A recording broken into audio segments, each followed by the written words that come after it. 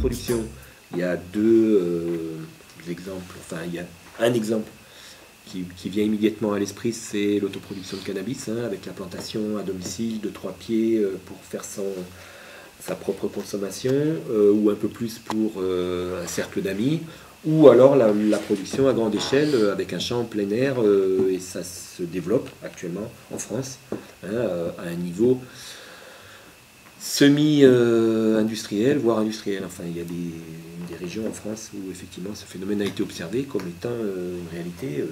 En France, il y a des zones désertiques, quasiment dépeuplées, dans lesquelles vous avez que des champs de maïs et de blé. Et effectivement, au milieu, vous pouvez avoir un carré, mais un grand carré de cannabis. Ça se fera sans doute sans que qui que ce soit le voit. Voilà. Ça, c'est une première réalité, donc l'autoproduction, avec ce que ça peut impliquer aussi comme démarche écologique. Hein. Je ne vais pas m'adresser au réseau, je fais moi-même, je contrôle ma production, je sais ce que je récupère.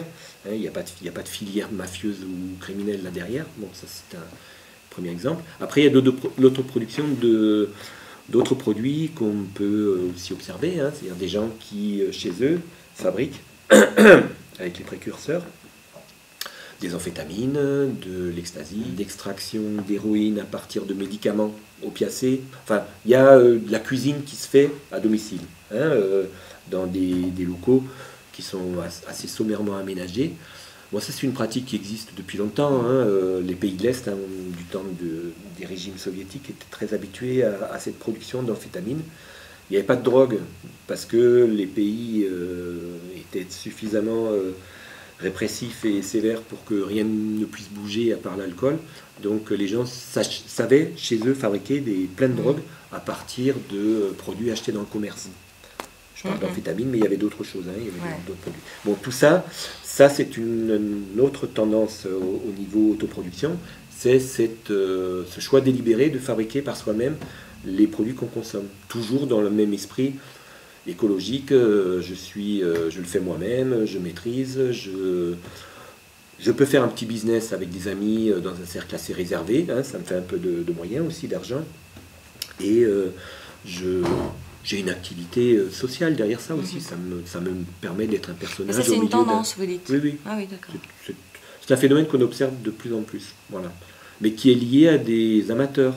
C'est pas des réseaux criminels. Les réseaux criminels ne vont pas aujourd'hui à Marseille installer un laboratoire d'amphétamine. C'est pas leur truc.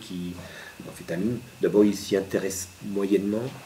Ça passe par des petits réseaux, des petites filières de gens qui vont faire le voyage, chercher des quantités relativement limitées dans des pays producteurs, hein, bon, plutôt au nord de l'Europe. Mais pour l'instant, on n'a pas vu de réseau criminel se réintéresser, comme il avait fait à l'époque de l'héroïne, à la fabrication de masse, hein, de ces produits-là.